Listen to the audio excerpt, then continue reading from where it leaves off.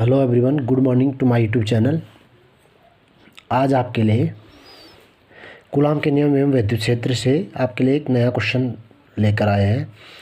Question है आपका, दो बिंदु आवेश Q1 -20 × 10⁻19 कूलॉम तथा Q2 5 × 10⁻19 कूलॉम है।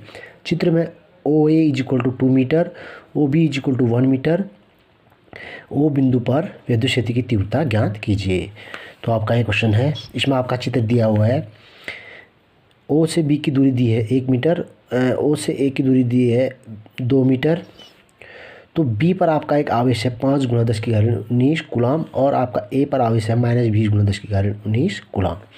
तो सबसे पहले इसमें करना क्या है, हमें ई निकालना है। ई विद्युत क्षेत्र की तीव्रता ई। तो ई के लिए दो फॉर्मूले होते हैं। एक होता है आपका E = F/Q और एक फार्मूला होता है आपका E = 1/4πε0 Q/r²। तो आपका ये फार्मूला इसमें लगाना है। तो इसमें आपको सबसे पहले Q1 के कारण ओ पर विद्युत क्षेत्र निकालना है। Q1 के कारण, Q1 यहाँ पर है, ये है Q1 के कारण आपका ओ पर विद्युत क्षेत्र निकालना। तो E1 = आपका आएगा 1/4πε0 Q1/r²। तो यहाँ पर आपने E1 = अब 1/4π जो ε0 है इसकी वैल्यू होती है आपकी 9 × 10⁹ और Q1 आपका आवेश दिया है 20 × 10⁻19 कूलॉम। आपका यहाँ पर माइनस है तो यहाँ पर आपको माइनस नहीं लेना है, क्योंकि हम इसमें परिमाण निकाल रहे हैं केवल। तो परिमाण में हमें माइनस का यूज़ नहीं करना है, ये डायरेक्शन दिखाता है। तो Q1 की वैल्यू रखी 20 × 10⁻19 और R की वैल्यू दूरी है आपकी 2 मीटर, 2 रखा तो 2 का स्क्वायर 4। तो आपका यहाँ से सॉल्व करके आएगा 9 × 10⁹ × 10⁻19 और 20 को आपने यहाँ पर लिखा अपॉन 2 का स्क्वायर 4। अब आपको गुणा करना है, 9 × 20 करना है। तो E1 = आएगा आपका 180 × 10⁻−10। ये -10 आया आपका, 19 में से 9 को माइनस करके आएगा, अपॉन 4 आ गया। इसके बाद आएगा आपका E1 = अब 4 से डिवाइड कर देना है आपको, 180 को डिवाइड करना है। तो आपका यहाँ पर आएगा तो 45 आएगा आपका इंटू 10⁻−10 न्यूटन पर कूलॉम। तो इसको आपने समीकरण 1 मानना है। तो यहाँ पर जो विद्युत क्षेत्र की दिशा होगी वो होगी आपकी O से A की ओर। ठीक है, O से A की ओर इसलिए हुई क्योंकि जो विद्युत क्षेत्र की दिशा होती है वो होती है आपकी प्लस से माइनस की ओर, मतलब माइनस की ओर। तो माइनस A में है तो A की ओर हो जाएगी, यानी कि O से A की ओर हो जाएगी। तो इसी प्रकार Q2 के कारण O पर विद्युत क्षेत्र निकालेंगे हम। तो इसमें आपका आएगा E1 = 1/4πε0 Q2/r²। फार्मूला वही लगेगा, बस Q1 की जगह Q2 यूज़ करना है और डिस्टेंस भी आपका दूसरा डिस्टेंस होगा।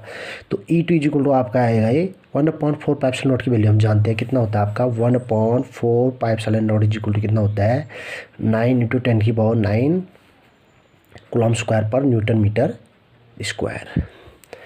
तो आपका E2 = आपने वैल्यू रखी, R की जगह रखना आपने 1, डिस्टेंस 1 है।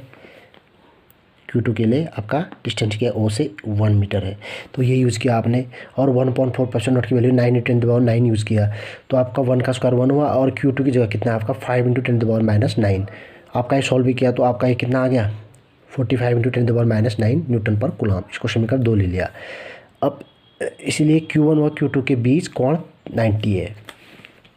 देखो ध्यान से देखें, Q1 ये है, Q2 ये, इन दोनों के बीच का कोण कितना बन रहा है 90 बन रहा है। तो कोण 90 होने पर जो परिणामी तीव्रता के लिए फार्मूला बनता है वो बनता है आपका E = √E1 का स्क्वायर प्लस E2 का स्क्वायर।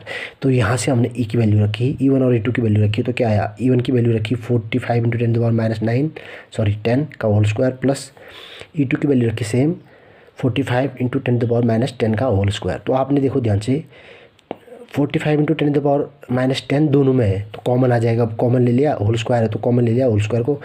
अंदर क्या रहेगा आपका, यहाँ पर भी 1 रहेगा, इसके लिए भी आपकी वैल्यू 1 रहेगी। तो आपका 45 × 10⁻10 का होल स्क्वायर और 1 में 1 2 आ गया।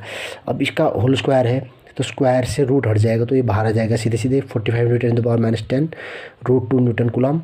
अब √2 की वैल्यू क्या होती है 1.4, तो आगे को भी होती है तो हम इतना ही ले रहे हैं तो 1.4 होती है। तो यहाँ से हम ई निकालेंगे तो क्या आएगा 45 इंटू 10⁻10 इंटू 1.4।